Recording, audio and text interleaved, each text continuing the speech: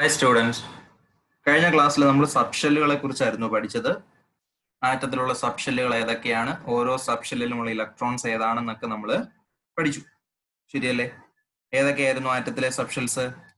S subshell, P subshell, D subshell and F subshell. അങ്ങനെ 4 സബ്ഷെല്ലുകളെ കുറിച്ച് നമ്മൾ പഠിച്ചു. ഓരോ സബ്ഷെല്ലിലും വരുന്ന ഇലക്ട്രോണുകൾ ഏതൊക്കെയായിരുന്നു? എസിൽ 2, പിയിൽ 6, ഡിയിൽ 10, എഫ് സബ്ഷെല്ലിൽ 14 ഇലക്ട്രോണുകൾ. ഇതൊക്കെ എങ്ങനെയാ വന്നതെന്നെല്ലാം നമ്മൾ ഓർബിറ്റലിന്റെ ഒക്കെ വെച്ച് പറഞ്ഞില്ലായിരുന്നോ? ഓർമ്മയുണ്ടോ എല്ലാം? അപ്പോൾ അടുത്തതായിട്ട് നമുക്ക് സബ്ഷെല്ലുകളിൽ ഇലക്ട്രോണുകൾ ഫില്ല് ചെയ്യുന്നത് എങ്ങനെയാണെന്നൊക്കെ പഠിക്കാം. അതിനുമുമ്പ് നമുക്ക് ഒന്നും കൂടി ആ കഴിഞ്ഞ ക്ലാസ്സിൽ പഠിച്ച സബ്ഷെല്ലിന്റെ കാര്യം ഒന്നും കൂടി ഒന്ന് നോക്കാം. എ ഷെല്ലിൽ ഏതൊക്കെ സബ്ഷെല്ലുണ്ടായിരുന്നു? അതായത് ഒന്നാമത്തെ ഷെല്ലിലേക്ക്, ഇപ്പോൾ ഒന്നാമത്തെ ഷെല്ലായ കെയിൽ എത്ര സബ്ഷെല്ല് വരും? പറഞ്ഞാട്ടെ, ഒന്നാമത്തെ ഷെല്ലിലേക്ക് കെയിൽ എത്ര സബ്ഷെല്ലായിരുന്നു? ഒരു സബ്ഷെല്ലേ ഉള്ളൂ, അതാണ് എസ് സബ്ഷെൽ. ശരിയല്ലേ? അതിനെ നമ്മൾ എസ് എന്ന് മാത്രമേ എഴുതത്തുള്ളൂ. ഒന്നാമത്തെ ഷെല്ലിലെ എസ് സബ്ഷെൽ ആയതുകൊണ്ട് അതിനെ നമ്മൾ എങ്ങനെ എഴുതും? 1s. ശരിയല്ലേ? അങ്ങനെയെങ്കിൽ രണ്ടാമത്തെ ഷെല്ലായ എൽ ഷെല്ല് വരുമ്പോഴോ അതിനകത്ത് എത്ര സബ്ഷെല്ലുകളുണ്ട്? 2 സബ്ഷെൽ. ശരിയല്ലേ? ഏതൊക്കെയാ? 2s, പിന്നെ ഏതാ? 2p. മൂന്നാമത്തെ ഷെൽ ഏതാ? മൂന്നാമത്തെ ഷെല്ലാണ് എം ഷെൽ. എം ഷെല്ലിൽ എത്ര സബ്ഷെല്ലുണ്ട്? 3s,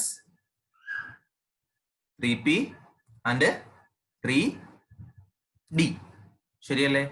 അങ്ങനെയെങ്കിൽ നാലാമത്തെ ഷെല്ലിലെ എൻ ഷെൽ, എൻ ഷെല്ലിൽ എത്ര സബ്ഷെല്ലുണ്ട്? 4 സബ്ഷെൽ. ഏതൊക്കെയാ? 4s, 4p, 4d and 4f. ശരിയല്ലേ?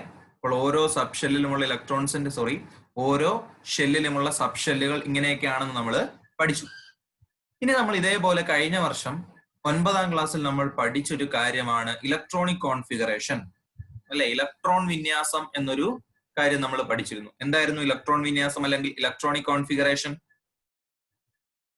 ആറ്റത്തിലെ ഷെല്ലുകളിൽ ഇലക്ട്രോണുകൾ നിറയുന്ന ക്രമത്തെ നമ്മൾ വിളിക്കുന്ന പേരാണെന്ത്? ഇലക്ട്രോണിക് കോൺഫിഗറേഷൻ അല്ലെങ്കിൽ ഇലക്ട്രോൺ വിന്യാസം. സംശയമുണ്ടോ? എങ്ങനെയായിരുന്നു നമ്മൾ ഇലക്ട്രോൺ വിന്യാസം എഴുതുന്നത്? ഇപ്പോൾ ഒരു ഉദാഹരണം നോക്കിയാൽ ഹൈഡ്രജൻ. ശരിയല്ലേ? ഹൈഡ്രജന്റെ അറ്റോമിക് നമ്പർ എന്ന് പറയുന്നത് 1 ആണ്. അല്ലേ? അപ്പോൾ ഹൈഡ്രജന്റെ അറ്റോമിക് നമ്പർ എത്രയാണ്? 1. അപ്പോൾ അറ്റോമിക് നമ്പർ 1 ഉള്ള ഹൈഡ്രജൻ എന്ന് പറയുന്ന എലമെന്റ്, ഹൈഡ്രജനിൽ എത്ര ഇലക്ട്രോൺസ് കാണും? ഒരു ആറ്റത്തിന്റെ അറ്റോമിക് നമ്പർ എത്രയാണോ അത്രയും ഇലക്ട്രോൺസ് ആയിരിക്കും ആ ആറ്റത്തിൽ കാണുന്നത്. ശരിയല്ലേ? അങ്ങനെയെങ്കിൽ ഹൈഡ്രജന്റെ അറ്റോമിക് നമ്പർ 1. അപ്പോൾ ഹൈഡ്രജന്റെ ഇലക്ട്രോണിക് കോൺഫിഗറേഷൻ നമുക്ക് എങ്ങനെ എഴുതാം? 1. ഷെൽ ഇലക്ട്രോണിക് കോൺഫിഗറേഷൻ നമ്മൾ എങ്ങനെ എഴുതും? 1. അതായത് ഹൈഡ്രജന് ഒരു ഷെല്ലേ ഉള്ളൂ, കെ ഷെൽ. അതിനകത്ത് ഒരു ഇലക്ട്രോണേ ഉള്ളൂ എന്നല്ലേ നമ്മൾ എഴുതുക. അങ്ങനെയെങ്കിൽ രണ്ടാമത്തെ element helium. Okay, second element ആരാണ്? ഹീലിയം. അറ്റോമിക് നമ്പർ 2 വരുന്ന എലമെന്റ് ആണ് ഹീലിയം. ഹീലിയത്തിന്റെ കോൺഫിഗറേഷൻ നമ്മൾ എങ്ങനെ എഴുതും? 2. എന്താ കാര്യം? ഹീലിയത്തിന് ആകെ ഒരു ഷെല്ലേ ഉള്ളൂ, കെ തന്നെ. പക്ഷെ ഇലക്ട്രോൺ 2 ഉണ്ട്, അതുകൊണ്ട് നമ്മൾ അതിനെ 2 എന്ന് എഴുതും. ശരിയല്ലേ? മൂന്നാമത്തെ എലമെന്റ് ആണ് ആര്? ലിഥിയം. ലിഥിയത്തിന്റെ കോൺഫിഗറേഷൻ അപ്പൊ നമ്മൾ എങ്ങനെ എഴുതും? 3 എഴുതുവോ?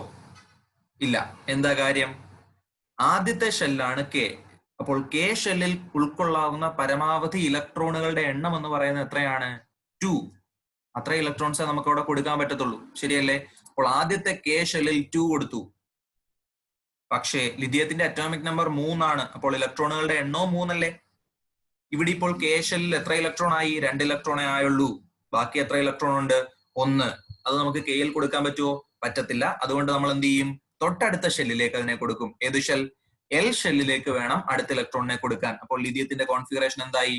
2, 1. ശരിയല്ലേ? അടുത്ത ഒരെണ്ണം കൂടി നോക്കാം. നാലാമത്തെ എലമെന്റ് ആരാ? ബെർലിയം. ശരിയല്ലേ? 4 അറ്റോമിക് നമ്പർ ഉള്ള എലമെന്റ് ആണ് ബെർലിയം. ബെർലിയത്തിന്റെ കോൺഫിഗറേഷൻ അപ്പൊ നമ്മൾ എങ്ങനെ എഴുതും? 2, 2. അപ്പൊ ഈ രീതിയിൽ ഇലക്ട്രോണിക് കോൺഫിഗറേഷൻ എഴുതാൻ നമ്മൾ പഠിച്ചിരുന്നു. കഴിഞ്ഞ വർഷം നമ്മൾ പഠിച്ചതാണ്. പക്ഷെ നമുക്ക് ഈ വർഷം പഠിക്കാനുള്ളത് ഷെല്ലുകളെ കുറിച്ച് അല്ലായിരുന്നല്ലോ, നമ്മൾ സബ് ഷെല്ലുകളെ കുറിച്ചാണ് ഈ വർഷം പഠിച്ചത്. അപ്പോൾ സബ് ഷെല്ലുകളിൽ ഇലക്ട്രോണുകൾ നിറയുന്നത് എങ്ങനെയാണെന്ന് നമുക്ക് പഠിക്കാം. അതിനു മുമ്പ് നേരത്തെ പറഞ്ഞൊരു കാര്യം കൂടി ഞാൻ ഓർമ്മിപ്പിക്കാം. ആറ്റത്തിന്റെ സെന്റർ ആയിരുന്നു ന്യൂക്ലിയസ്. ന്യൂക്ലിയസിന് ചുറ്റുമുള്ള ഷെല്ലുകളിലാണ് ഇലക്ട്രോൺ കാണപ്പെടുന്നത്. അങ്ങനെയെങ്കിൽ ന്യൂക്ലിയസും ഇലക്ട്രോണുകളുമായുള്ള ഒന്ന് രണ്ട് കാര്യങ്ങൾ നമ്മൾ പറഞ്ഞിരുന്നല്ലോ, പറഞ്ഞില്ലേ? എന്തായിരുന്നു അത്? ന്യൂക്ലിയസിൽ നിന്ന് അകന്നു പോകും തോറും ഇലക്ട്രോണുകൾക്ക് എന്തൊക്കെ സംഭവിക്കും?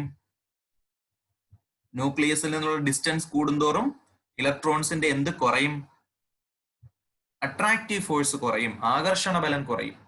ശരിയല്ലേ? ന്യൂക്ലിയസിൽ നിന്ന് അകലുന്തോറും ന്യൂക്ലിയസും ഇലക്ട്രോണുകളുമായുള്ള ആകർഷണ ബലം അഥവാ അട്രാക്റ്റീവ് ഫോഴ്സ് കുറയുകയും ആര് കൂടും? ഇലക്ട്രോൺസിന്റെ എനർജി കൂടുകയും ചെയ്യുമെന്ന് നമ്മൾ പഠിച്ചു. ശരിയല്ലേ? അപ്പോൾ ന്യൂക്ലിയസിൽ നിന്ന് അകലുന്തോറും ഇലക്ട്രോണുകളുടെ അട്രാക്റ്റീവ് ഫോഴ്സ് കുറയുകയും എനർജി കൂടുകയും ചെയ്യും. അപ്പോൾ ഏറ്റവും എനർജി കുറഞ്ഞ ഷെല്ലാരാ? K shell. ശരിയല്ലേ? ന്യൂക്ലിയസിൽ നിന്ന് അകന്നു പോകുന്തോറും ഷെല്ലുകളുടെ എന്ത് കൂടും?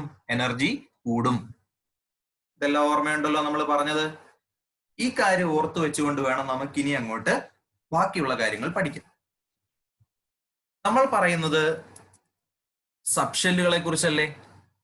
സബ് ഷെല്ലുകളെ കുറിച്ച് പറയുമ്പോൾ നമുക്കറിയാം, ആദ്യം നമ്മൾ പഠിച്ച സബ് ഷെൽ ആരാ?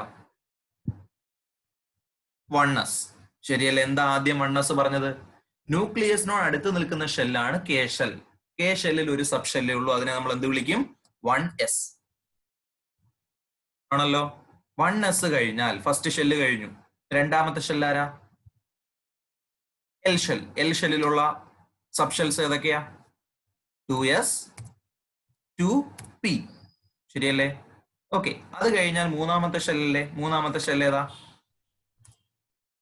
M shell. എം ഷെല്ലിൽ വരുന്ന സബ് ഷെൽസ് ഏതൊക്കെയാ?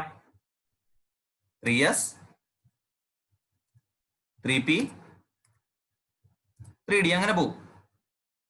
ശരിയല്ലേ? അപ്പൊ ഓരോ ഷെല്ല് വരുന്തോറും നമ്മൾ അങ്ങനെ പറഞ്ഞുകൊണ്ട് 1s 2s 2p അങ്ങനെ പറയുന്നില്ലേ? അപ്പോൾ ഈ ഒരു ഓർഡറിലാണ്, അല്ലെങ്കിൽ ഓരോ ഷെല്ലിലും ഇലക്ട്രോണുകൾ നിറയുന്നത്. ആദ്യം കെ ഷെല്ലിൽ ഇലക്ട്രോണുകൾ നിറയും, പിന്നീട് എൽ ഷെല്ലിൽ നിറയും. അങ്ങനെയല്ലേ നമ്മൾ പഠിച്ചേക്കുന്നത്? ശരിയല്ലേ? ഇപ്പൊ ഹൈഡ്രജന്റെ കോൺഫിഗറേഷൻ പറഞ്ഞപ്പോൾ ഒന്നൊന്നായിരുന്നു കോൺഫിഗറേഷൻ വന്നത്. എന്താ കാര്യം? ഹൈഡ്രജൻ ഒരു ഷെല്ലേ ഉള്ളൂ. അതേസമയം ബെർലിയം വന്നപ്പോൾ നമ്മൾ 2 2 എഴുതി. എന്തായിരുന്നു കാര്യം? ബെർലിയത്തിന് 2 ഷെല്ലുണ്ട്. ശരിയല്ലേ? അപ്പോൾ ഈ രീതിയിൽ ഓരോ ഷെല്ലിലും ഉൾക്കൊള്ളാവുന്ന ഇലക്ട്രോണുകളുടെ എണ്ണം അനുസരിച്ചാണ് നമ്മൾ എന്ത് കൊടുക്കുന്നത്? ഇലക്ട്രോണിക് കോൺഫിഗറേഷൻ ആറ്റങ്ങളുടെ നമ്മൾ എഴുതുന്നത്. ശരിയല്ലേ? അങ്ങനെയെങ്കിൽ സബ് ഷെല്ലുകളിൽ ഇലക്ട്രോണുകൾ നിറയുന്നത് എങ്ങനെയാണെന്ന് നമുക്കൊന്ന് നോക്കാം. സബ് ഷെല്ലുകളിൽ ഇലക്ട്രോണുകൾ നിറയുന്നത് എങ്ങനെയാണെന്ന് നോക്കാം. നമുക്ക് ആദ്യം ഹൈഡ്രജനെ തന്നെ എടുക്കാം. ഹൈഡ്രജന്റെ അറ്റോമിക് നമ്പർ 1 ആണെന്ന് നമ്മൾ പറഞ്ഞല്ലോ. അറ്റോമിക് നമ്പർ 1 ഉള്ള ഹൈഡ്രജനിൽ എത്ര ഇലക്ട്രോൺസ് ഉണ്ട്? 1 ഇലക്ട്രോൺ. ഷെൽ ഇലക്ട്രോണിക് കോൺഫിഗറേഷൻ അഥവാ ഷെൽ ഇലക്ട്രോൺ വിന്യാസമാണ് നമ്മൾ എഴുതുന്നതെങ്കിൽ ഹൈഡ്രജനെ നമ്മൾ എങ്ങനെ എഴുതും? 1 മാത്രമേ എഴുതത്തുള്ളൂ. ശരിയല്ലേ? എന്നാൽ നമുക്കിവിടെ വേണ്ടത് ആരെയാ? സബ് ഷെല്ലുകളിൽ ഇലക്ട്രോണുകൾ നിറയുന്നത് എങ്ങനെയാണെന്നാണ് നമുക്ക് പഠിക്കേണ്ടത്. അപ്പോൾ സബ് ഷെല്ലിൽ ഇലക്ട്രോൺ നിറയുന്നത് എങ്ങനെയാണെന്ന് നമ്മൾ എഴുതുന്നത് എങ്ങനെയായിരിക്കും? അതിന് ആദ്യം ശ്രദ്ധിക്കേണ്ടത്, ഹൈഡ്രജൻ എന്ന ആറ്റത്തിന് എത്ര ഷെല്ലുണ്ട്? 1 ഷെൽ. ആ 1 ഷെല്ലിനുള്ളിൽ കാണുന്ന സബ് ഷെൽ ഏതായിരിക്കും? ഫസ്റ്റ് ഷെൽ കെയിലുള്ള സബ് ഷെൽ ഏതാ? 1s. ശരിയല്ലേ? അപ്പോൾ ഹൈഡ്രജനിൽ കാണപ്പെടുന്നത് ആകെ ഒരു ഷെല്ലേ ഉള്ളൂ, കെ ഷെൽ. ആ കെ ഷെല്ലിൽ ഒരു സബ് ഷെല്ലേ ഉള്ളൂ എന്ന് നമുക്കറിയാം. അതിനെ നമ്മൾ എഴുതിയല്ലോ. അപ്പോൾ 1s എന്നാണ് എന്ത്? സബ് ഷെല്ലിന്റെ പറഞ്ഞത്. ശരിയല്ലേ? അപ്പോൾ ഹൈഡ്രജനിൽ കാണപ്പെടുന്ന സബ് ഷെല്ലാണ് 1s. ആ 1sൽ എത്ര ഇലക്ട്രോൺസ് കാണും? ഹൈഡ്രജന്റെ അറ്റോമിക് നമ്പർ എത്രയാ? 1. അപ്പോൾ 1 അറ്റോമിക് നമ്പർ ഉള്ള ഹൈഡ്രജനിൽ ആകെ 1 ഇലക്ട്രോണേ ഉള്ളൂ. ആ 1 ഇലക്ട്രോൺ അല്ലേ 1sൽ കാണത്തുള്ളൂ. ശരിയല്ലേ? അപ്പോൾ ഹൈഡ്രജന്റെ കോൺഫിഗറേഷൻ നമ്മൾ എഴുതുന്നതാണ് 1s1. ആ എഴുതിയതൊന്ന് ശ്രദ്ധിക്കണം. 1s എന്ന് നമ്മൾ സാധാരണ രീതിയിൽ എഴുതി. എന്നാൽ 1 എന്നതിനെ നമ്മൾ എവിടെയാണ് എഴുതിയത്? എസിന്റെ മുകളിൽ നമ്മൾ സൂപ്പർ സ്ക്രിപ്റ്റ് ആയിട്ടാണ് അതിനെ എഴുതിയത്. ശരിയല്ലേ? അപ്പോൾ ശ്രദ്ധിക്കേണ്ട കാര്യം, സബ്ഷെൽ ഇലക്ട്രോണിക് കോൺഫിഗറേഷൻ നമ്മൾ എഴുതുമ്പോൾ എപ്പോഴും എങ്ങനെ വേണം എഴുതാൻ? എങ്ങനെ എഴുതണം?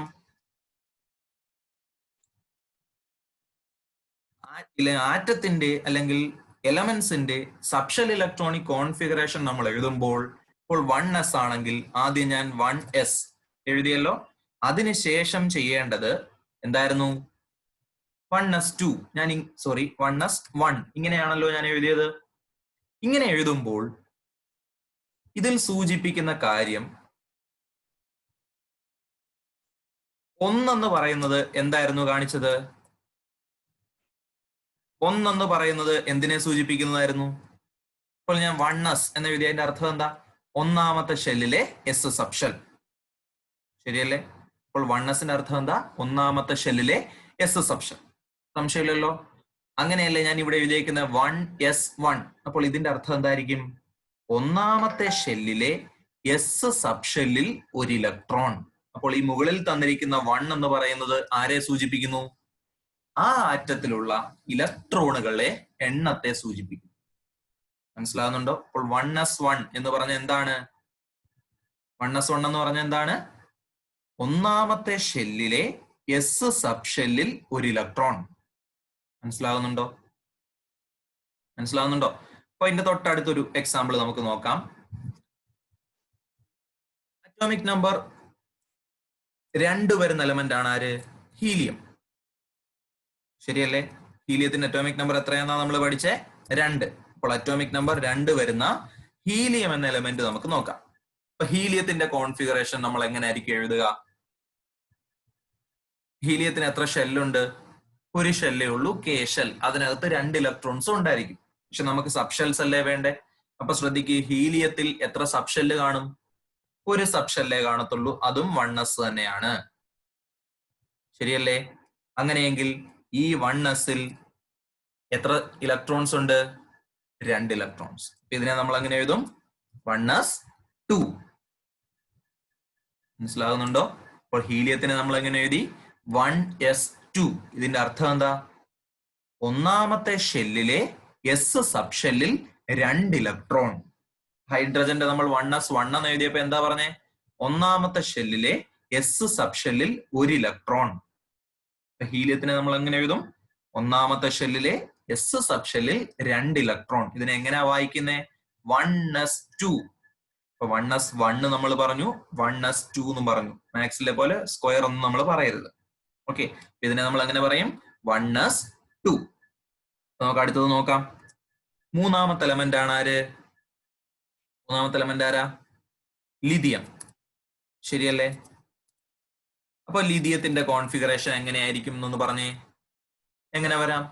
നമ്മൾ പറഞ്ഞു ഷെൽ വെച്ച് 2 ഷെല്ല് വരും. 3 ഇലക്ട്രോൺസ് ഉള്ളത് കൊണ്ട് 2-1 എന്നാണ് നമ്മൾ പഠിച്ചത്. അപ്പൊ 2 ഷെല്ല് വരും. ശരിയല്ലേ? പറഞ്ഞു എങ്ങനെയായിരിക്കും? 1s2 കഴിഞ്ഞോ? 2 ഇലക്ട്രോൺസേ ആയിട്ടുള്ളൂ. ഇനി ആരൂടെ വേണം? 1 ഇലക്ട്രോൺ കൂടി വരണ്ടേ? അതിനെ നമ്മൾ എങ്ങനെ എഴുതും?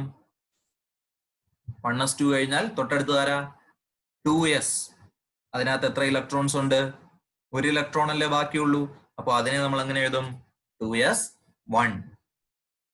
കണ്ടില്ലേ? അപ്പോൾ ലിഥിയത്തിന്റെ കോൺഫിഗറേഷൻ നമ്മൾ എങ്ങനെ എഴുതും? 1s2 2s1. മനസ്സിലായോ?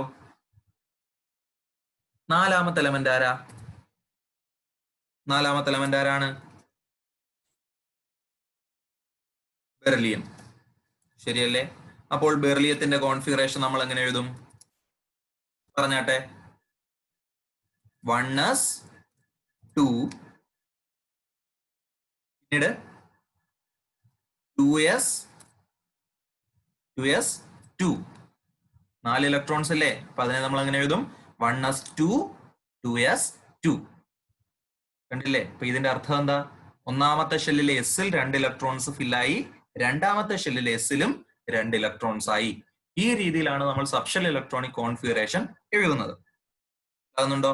അപ്പോൾ അഞ്ചാമത്തെ എലമെന്റ് ആരാണ്? അഞ്ചാമത്തെ എലമെന്റ് ആരാ? ബോറോണിന്റെ കോൺഫിഗറേഷൻ അപ്പൊ നമുക്ക് എങ്ങനെ എഴുതാം? 1s2. തൽക്കാലം ഞാൻ കോൺഫിഗറേഷൻ സ്ക്വയർ ആ ചെയ്യുന്നതിന്റെ ബുദ്ധിമുട്ട് കൊണ്ട് ഞാൻ തൽക്കാലം ഒന്നിച്ചങ്ങ് എഴുതുകയാണ്. നിങ്ങൾ എഴുതുമ്പോൾ എപ്പോഴും എന്ത് ചെയ്യണം? മുകളിൽ തന്നെ വേണം, സൂപ്പർ സ്ക്രിപ്റ്റ് ആയിട്ട് വേണം എന്ത് ചെയ്യാൻ, ഈ 2 ഇടാൻ. തൽക്കാലം ഞാനത് നേരെ തന്നെ എഴുതി പോവാ. നിങ്ങൾ എഴുതുമ്പോൾ മുകളിൽ വേണം എഴുതാൻ. അപ്പൊ എങ്ങനെ എഴുതാം? 1s2, 2s2. പിന്നെന്താണ്? ബോറോണിന് എത്ര ഇലക്ട്രോൺസ് ഉണ്ട്? 5 ഇലക്ട്രോൺസ്. ശരിയല്ലേ? ബോറോണിന് എത്ര ഇലക്ട്രോൺസ് ഉണ്ട്? 5 ഇലക്ട്രോൺസ്. ഇപ്പോൾ ഇവിടെ ഞാൻ 1s2 എഴുതി, 2s2 എഴുതി. അപ്പൊ മൊത്തം എത്ര ഇലക്ട്രോൺസ് ആയി? 4 ഇലക്ട്രോൺസ്. രണ്ടും 4 ഇലക്ട്രോൺ. ബോറോണിന്റെ ഇലക്ട്രോൺസ് എത്രയാ? 5. അപ്പോൾ 1 ഇലക്ട്രോൺ ബാക്കിയില്ലേ? ആ 1 ഇലക്ട്രോണിനെ നമുക്ക് ഈ എസിനകത്ത് കൊടുക്കാൻ പറ്റുമോ? ഇല്ല. എന്താ കാര്യം? എസിനകത്ത് 2 ഇലക്ട്രോൺസേ ഫിൽ ആകത്തുള്ളൂ. അങ്ങനെ 2 എസ് സബ്ഷെല്ലിൽ നിറഞ്ഞിരിക്കുകയല്ലേ 2 4 ഇലക്ട്രോൺസ് ആയപ്പോഴേക്കും. അപ്പോൾ ബാക്കിയുള്ള 1 ഇലക്ട്രോണിനെ ആർക്ക് കൊടുക്കും? തൊട്ടടുത്ത ആളുണ്ട്. ആരാണ്? 2p. ശരിയല്ലേ? അതിനകത്ത് എത്ര ഇലക്ട്രോൺസ് ഉണ്ട്? 1 ഇലക്ട്രോൺ. ഈ രീതിയിലാണ് നമ്മളിപ്പോ എന്ത് എഴുതുക? സബ്ഷെല്ലുകളിൽ ഇലക്ട്രോണുകളെ എഴുതുക. അപ്പോൾ ബോറോണിന്റെ കോൺഫിഗറേഷൻ എങ്ങനെ വരും? 1s2, 2s2, 2p1. മനസ്സിലാകുന്നുണ്ടോ? സംശയമുണ്ടോ? ഇത്തരത്തിൽ സബ്ഷെല്ലുകളിൽ ഇലക്ട്രോണുകൾ നിറയുന്ന രീതിയെ നമ്മൾ പറയുന്ന പേരാണ് സബ്ഷെൽ ഇലക്ട്രോണിക് കോൺഫിഗറേഷൻ അഥവാ സബ്ഷെൽ ഇലക്ട്രോൺ വിന്യാസം. അപ്പോൾ ആറ്റങ്ങളുടെ സബ്ഷെൽ ഇലക്ട്രോണിക് കോൺഫിഗറേഷൻ അല്ലെങ്കിൽ സബ്ഷെൽ ഇലക്ട്രോൺ വിന്യാസം എന്ന് പറഞ്ഞാൽ എന്താണ്? സബ്ഷെല്ലുകളിൽ ഇലക്ട്രോണുകൾ നിറയുന്നതിനെ പറയുന്ന പേരാണ് സബ്ഷെൽ ഇലക്ട്രോണിക് കോൺഫിഗറേഷൻ അഥവാ സബ്ഷെൽ ഇലക്ട്രോൺ വിന്യാസം. എന്നാൽ സബ്ഷെല്ലുകളിൽ ഇലക്ട്രോണുകൾ നിറയുന്നതിന് ഒരു ഓർഡർ ഉണ്ട്. ഇതിപ്പോ ഞാൻ 1s 2s 2p എന്ന് നമ്മൾ ആദ്യം പറഞ്ഞതിന്റെ ആ ഒരു ഓർഡറിൽ പറഞ്ഞതാണ്. എന്നാൽ സബ്ഷെല്ലുകളിൽ ഇലക്ട്രോണുകൾ നിറയുന്നതിന് ഒരു ക്രമമുണ്ട്, ഒരു ഓർഡർ ഉണ്ട്. ആ ഓർഡർ നമുക്കൊന്ന് പരിശോധിക്കാം. കണ്ടില്ലേ? ഇപ്പോൾ കെ ഷെൽ എടുത്തു കഴിഞ്ഞാൽ അതിനകത്ത് നമുക്ക് പറയാം 1s ഒരു ഷെൽ, എൽ ഷെൽ എടുത്താൽ 2s 2p, എം ഷെൽ എടുത്താൽ 3s 3p 3d അങ്ങനെ പോകുന്നു. മനസ്സിലാകുന്നുണ്ടോ? നമ്മൾ നേരത്തെ ഒരു കാര്യം പറഞ്ഞിരുന്നു. ന്യൂക്ലിയസിൽ നിന്ന് അകലും തോറും ഇലക്ട്രോണുകളുടെ ഊർജം കൂടുകയും ആകർഷണ ബലം കുറയുകയും ചെയ്യുമെന്ന് പറഞ്ഞു. അതായത് ഷെല്ലുകൾ ന്യൂക്ലിയസിൽ നിന്ന് അകലും തോറും അവയ്ക്ക് എനർജി കൂടി വരും. ഇതേ ഓർഡറിലാണ് സബ്ഷെല്ലുകളിൽ ഇലക്ട്രോണുകൾ എന്ത് ചെയ്യുന്നത്? ഫില്ല് ചെയ്യുന്നത്. അപ്പോൾ സബ്ഷെല്ലുകൾക്കും എനർജിയുടെ കാര്യമല്ലേ നമ്മൾ പറഞ്ഞത്? ന്യൂക്ലിയസുമായി അടുത്ത് നിൽക്കുന്ന സബ്ഷെല്ലുകൾക്ക് എനർജി കുറവായിരിക്കും. എന്നാൽ ന്യൂക്ലിയസിൽ നിന്ന് അകന്നു പോകുന്തോറും സബ്ഷെല്ലുകൾക്ക് എന്തു കൂടും? എനർജി അഥവാ ഊർജം കൂടി വരുന്നു. ഇതേ ഓർഡറിലാണ് സബ്ഷെല്ലുകളിൽ ഇലക്ട്രോണുകൾ നിറയുന്നത്. അപ്പൊ എന്ത് പറയാം? സബ്ഷെൽ ഇലക്ട്രോൺ വിന്യാസം അല്ലെങ്കിൽ സബ്ഷെൽ ഇലക്ട്രോണിക് കോൺഫിഗറേഷൻ എന്നാൽ എന്തെന്ന് ചോദിച്ചാൽ എന്ത് പറയാം? സബ്ഷെല്ലുകളിൽ എനർജി കുറഞ്ഞതിൽ നിന്ന് കൂടിയതിലേക്ക് എന്ന ഓർഡറിൽ ഇലക്ട്രോൺസ് ഫില്ല് ചെയ്യുന്നതിനെ നമ്മൾ പറയുന്ന പേരാണെന്ത്? Subshell electronic configuration. അപ്പോൾ എന്താണ് സബ്ഷെൽ ഇലക്ട്രോൺ വിന്യാസം? എന്താണ് സബ്ഷെൽ ഇലക്ട്രോൺ വിന്യാസം? സബ്ഷെല്ലുകളിൽ എനർജി കുറഞ്ഞതിൽ നിന്ന് കൂടിയതിലേക്ക് എന്ന ക്രമത്തിൽ, അത് ഇമ്പോർട്ടന്റ് ആണ്, എനർജി കുറഞ്ഞതിൽ നിന്ന് കൂടിയതിലേക്ക് എന്ന ക്രമത്തിൽ ഇലക്ട്രോണുകൾ നിറയുന്നതിനെ നമ്മൾ പറയുന്ന പേരാണെന്ത്? Subshell electronic configuration. നമ്മൾ അങ്ങനെയാണ് എഴുതുക. അപ്പോൾ ആദ്യത്തെ ഇലക്ട്രോൺ ആർക്കായിരിക്കും? ഏറ്റവും എനർജി കുറഞ്ഞ ആൾക്കായിരിക്കും. മനസ്സിലാകുന്നുണ്ടോ? ഏറ്റവും അവസാനം ഇലക്ട്രോണിനെ കിട്ടുന്ന ആർക്കായിരിക്കും? എനർജി ഏറ്റവും കൂടിയ ആൾക്കായിരിക്കും. അപ്പോൾ എന്തുകൊണ്ടാ കെ ഷെല്ലിൽ ആദ്യം ഇലക്ട്രോൺ നിറയുന്നത് അല്ലെങ്കിൽ 1s സബ്ഷെല്ലിൽ ആദ്യം ഇലക്ട്രോൺ നിറയുന്നത് എന്തുകൊണ്ടാ? അതിന് എനർജി കുറവായിരിക്കും. അപ്പോൾ എനർജി കുറവ് ആർക്കാണോ അയാൾക്ക് ആദ്യം ഇലക്ട്രോണിനെ കിട്ടും. മനസ്സിലാകുന്നുണ്ടോ? ആർക്കാണോ എനർജി കൂടുതൽ വരുന്നത് അയാൾക്ക് അവസാനം ഇലക്ട്രോണിനെ കിട്ടും. അങ്ങനെയെങ്കിൽ ബോറോണിനെ ഞാൻ ഇവിടെ എഴുതിയപ്പോ ഒന്ന് ശ്രദ്ധിച്ചേ. എന്തുകൊണ്ടാണ് 1s ആദ്യം 2 ഇലക്ട്രോൺ കൊടുത്തത്? എന്തുകൊണ്ടായിരിക്കും? 1s സബ്ഷെല്ലിന് എനർജി കുറവാണ്. അതുകൊണ്ട് അതിനാദ്യം എന്ത് കൊടുത്തു? 2 ഇലക്ട്രോൺ കൊടുത്തു. എന്നാൽ എന്തുകൊണ്ടാ 2pക്ക് അവസാനം കൊണ്ടുപോയി 1 ഇലക്ട്രോൺ കൊടുത്തത്? 2p സബ്ഷെല്ലിന് ഇവരെ രണ്ടുപേരെക്കാൾ എന്ത് കൂടുതലാണ്? എനർജി കൂടുതലാണ്. അതുകൊണ്ട് 2pക്ക് അവസാനമാണ് ഇലക്ട്രോണിനെ കൊടുത്തത്. മനസ്സിലാകുന്നുണ്ടോ? അപ്പോൾ ഈ ഒരു കാര്യം പാലിച്ചു വേണം നമ്മൾ എന്ത് എഴുതാൻ? സബ്ഷെൽ ഇലക്ട്രോണിക് കോൺഫിഗറേഷൻ എഴുതാൻ. അപ്പോൾ സബ്ഷെൽ ഇലക്ട്രോൺ വിന്യാസം എഴുതുമ്പോൾ എന്ത് ശ്രദ്ധിക്കണം? എനർജി കുറഞ്ഞ ആള് വേണം ആദ്യം വരാൻ, എനർജി കൂടിയ ആള് വേണം ഏറ്റവും അവസാനം വരാൻ. അപ്പോൾ ഇലക്ട്രോണുകൾ എനർജി കുറഞ്ഞ സബ്ഷെല്ലിൽ നിന്ന് എനർജി കൂടിയ സബ്ഷെല്ലിലേക്ക് എന്ന ഓർഡറിലാണ് ഫില്ല് ചെയ്യുന്നത്. മനസ്സിലായില്ലേ? അങ്ങനെയെങ്കിൽ അതിന്റെ ഓർഡർ ആണ് നമുക്കിനി പഠിക്കേണ്ടത്. കണ്ടില്ലേ, ഈ ഒരു ചിത്രം നിങ്ങൾ ശ്രദ്ധിക്കുക. നമ്മുടെ ടെക്സ്റ്റിലൊക്കെ ഈ ചിത്രം ഉണ്ട്. അപ്പോൾ ഇത് നമ്മൾ സബ്ഷെല്ലുകളുടെ ഒരു ഓർഡർ എഴുതി വെക്കുക. കണ്ടോ, ഇതിനകത്ത് ആരോ കൊടുത്തിരിക്കുന്ന ശ്രദ്ധിച്ചോ? ഈ താഴേക്ക് കൊടുത്തിരിക്കുന്ന ആരോയുടെ അതേ ഡയറക്ഷനിൽ വേണം നമ്മൾ ഈ സബ്ഷെല്ലുകളെ വായിക്കാൻ. ഇതാ കണ്ടില്ലേ, ഈ ആരോ 1s, രണ്ടാമത് 2s, 2p 3s, 3p 4s, 3d 4p 5s, 4d 5p 6s, 4f 5d 6p 7s, അങ്ങനെയല്ലേ പോയേക്കുന്നത്. അപ്പോൾ സബ്ഷെല്ലുകളുടെ ഓർഡർ ആണ് നമ്മൾ ഈ പഠിക്കുന്നത്. എങ്ങനെയായിരിക്കും അപ്പൊ സബ്ഷെല്ലുകളുടെ ഓർഡർ? എനർജി കുറഞ്ഞതിൽ നിന്ന് കൂടിയതിലേക്കെന്നല്ലേ. അപ്പോൾ ഊർജം കുറവിൽ നിന്ന് കൂടിയതിലേക്ക് എന്ന ക്രമത്തിൽ സബ്ഷെല്ലുകളെ നമുക്ക് എങ്ങനെ എഴുതാം? ആദ്യം 1s, പിന്നെ 2s, പിന്നീട് 2p, 3s, 3p, 4s, 3d, 4p, 5s എന്നിങ്ങനെ. മനസ്സിലാകുന്നുണ്ടോ? അപ്പോൾ സബ്ഷെല്ലുകളുടെ ഓർഡർ നമുക്ക് എങ്ങനെ പറയാം? 1s, 2s, 2p, 3s, 3p, 4s, 3d, 4p അങ്ങനെ പോകും. നമുക്ക് ഇത് മൊത്തം പഠിക്കേണ്ട. നമ്മുടെ പരീക്ഷയ്ക്ക് ചോദിക്കുന്ന കാര്യങ്ങൾ അല്ലെ നമുക്ക് ഇവിടെ പഠിക്കാനുള്ളത്, നിങ്ങൾ ഈ സബ്ഷെല്ലുകളുടെ ഓർഡറിൽ ഒരു 3d വരെ പഠിച്ചു വെക്കുക. അപ്പോൾ ആ ഓർഡർ നമ്മൾ കാണാതെ പഠിക്കണം. എങ്ങനെയാണ്? 1s, 2s, 2p, 3s, 3p, 4s, 3d അവിടം വരെ പഠിക്കാമല്ലോ. അവിടം വരെ നമ്മൾ മനസ്സിലാക്കി വെച്ചിരിക്കണം. ബാക്കി പഠിച്ചില്ലെങ്കിലും കുഴപ്പമില്ല. കാരണം 3d വരെ വെച്ച് നമുക്ക് സബ്ഷെൽ ഇലക്ട്രോണിക് കോൺഫിഗറേഷൻ എഴുതാനായിട്ട് ചോദിക്കും. അതുകൊണ്ട് എവിടം വരെ പഠിക്കണം? 3d വരെ പഠിക്കണം. അപ്പൊ ഒന്നുകൂടെ പറഞ്ഞേ, 1s, 2s, 2p, 3s, 3p, 4s, 3d അത്രയും പഠിക്കാമല്ലോ. പഠിക്കണം കേട്ടോ. അത്രയും പഠിച്ചെങ്കിൽ മാത്രമേ നമുക്ക് എന്ത് ചെയ്യാൻ പറ്റൂ? ബാക്കിയുള്ള കാര്യങ്ങളിലേക്ക് പോകാനായിട്ട് പറ്റും. അപ്പൊ സബ്ഷെല്ലിന്റെ ഓർഡർ ഒന്നുകൂടെ പറയാം. 1s, 2s, 2p, 3s, 3p, 4s, 3d അവിടം വരെ നിങ്ങൾ പഠിച്ചു വെക്കണം. അപ്പൊ നമുക്ക് ബാക്കിയുള്ള എലമെന്റ്സിന്റെ ഒന്ന് എഴുതി നോക്കാം. ഈ ഓർഡർ വെച്ചാണ് നമ്മൾ എഴുതുന്നത് കേട്ടോ. 5 വരെ നമ്മൾ എഴുതി. ഇനിയുള്ളത് നമുക്ക് നോക്കാം. 6ാമത്തെ എലമെന്റ് ആരാണ്? കാർബൺ. ശരിയല്ലേ? അപ്പോൾ കാർബണിന്റെ കോൺഫിഗറേഷൻ നമ്മൾ എങ്ങനെ എഴുതും? ഒന്ന് എഴുതി നോക്കി. 1s2, പിന്നീട് ആരാ? 2s2. ഇപ്പൊ എത്ര ഇലക്ട്രോൺസ് ആയി? 2ഉം 2ഉം 4 ഇലക്ട്രോൺസ്. ശരിയല്ലേ? എന്നാൽ കാർബൺ എത്ര ഇലക്ട്രോൺസ് ഉണ്ട്? 6 ഇലക്ട്രോൺ. അപ്പൊ എങ്ങനെ എഴുതും? 1s2, 2s2, s കഴിഞ്ഞ അടുത്താരാ? 2p. എത്ര ഇലക്ട്രോൺസ് കൊടുക്കാം? 4 ഇലക്ട്രോൺസ് കഴിഞ്ഞു. ബാക്കി എത്ര ഉണ്ട്? 2. ശരിയല്ലേ? അപ്പൊ കാർബണിന്റെ കോൺഫിഗറേഷൻ നമുക്ക് ഇങ്ങനെ എഴുതാം. 1s2, 2s2, 2p2. മനസ്സിലാകുന്നുണ്ടോ? സംശയമുണ്ടോ? അങ്ങനെയെങ്കിൽ 7ാമത്തെ എലമെന്റ് ആരാണ്? നൈട്രജൻ. നൈട്രജന്റെ കോൺഫിഗറേഷൻ നമ്മൾ എങ്ങനെ എഴുതും? 1s2, 2s2, 2p3. ശരിയല്ലേ? 7 ഇലക്ട്രോൺസ് ആയില്ലേ? അടുത്തത് 8ാമത്തെ എലമെന്റ് ആരാണ്? ഓക്സിജൻ. ഓക്സിജന്റെ കോൺഫിഗറേഷൻ അപ്പോ നമ്മൾ എങ്ങനെയായിരിക്കും എഴുതുക? എങ്ങനെയായിരിക്കും? 1s2, 2s2, 2p4. ശരിയല്ലേ? അങ്ങനെയെങ്കിൽ 9ാമത്തെ എലമെന്റ് ആരാണ്?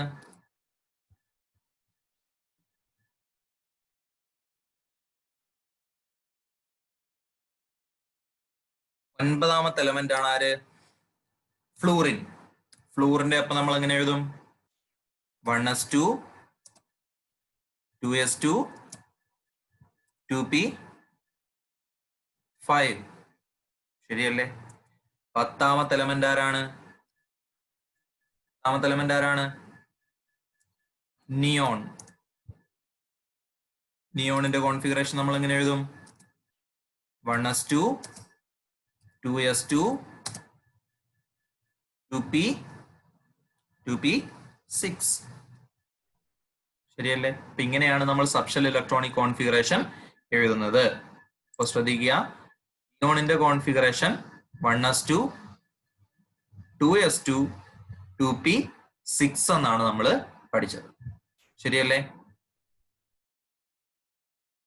അടുത്തത് നമുക്ക് 11ാമത്തെ എലമെന്റ് ഒന്ന് നോക്കാം. 11ാമത്തെ എലമെന്റ് സോഡിയം ആണ്. സോഡിയത്തിന്റെ കോൺഫിഗറേഷൻ എങ്ങനെയായിരിക്കും അപ്പൊ നമുക്ക് എഴുതാൻ പറ്റുക?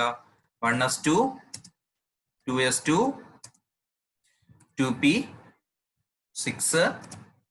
ശ്രദ്ധിച്ചേ, സോഡിയം 11 അല്ലേ? അപ്പോൾ 1s2 2s2 2p6 എന്നാണോ നമ്മൾ കൊടുത്തത്? എന്താ ഞാൻ 2p6 എന്ന് കൊടുത്തത്? 6 എന്ന് കൊടുത്താൽ നമുക്ക് 7 എന്നല്ലേ കൊടുക്കണ്ടേ? എങ്കിലല്ലേ കറക്റ്റ് എലിമെന്റ്സ് ആവത്തുള്ളൂ. 11 ആണ് അറ്റോമിക് നമ്പർ. അപ്പൊ 2 2 4 4 7 11 അങ്ങനെയല്ലേ വരണ്ടേ? അപ്പൊ 1s2 2s2 2p7 അല്ലേ എഴുതണ്ടേ? അല്ല, അത് തെറ്റാണ്. എന്തുകൊണ്ടായിരിക്കും തെറ്റിയത്?